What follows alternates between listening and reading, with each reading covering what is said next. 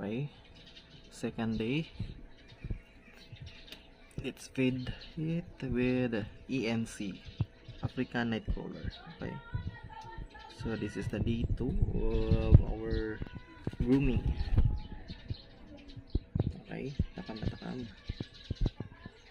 So ayun, nilasap lang, parang kulang yata guys. So mayang hapon na naman pakainin natin. Yan, nakikita nyo ba yung ito? Yan. Bubukol pa kaya to? Hindi to bubukol guys, pupukuin ko na lang ng martilyo yung ulo ito. Yan. Yung ENC kasi guys is iba siya sa earthworm na kasanayan natin, nakikita natin sa mga lupa. Mas madali siyang i-digest. Yeah, so palagay ko okay lang nagkakain sa mga flower fern natin. So that's all. Bukas na naman ulit.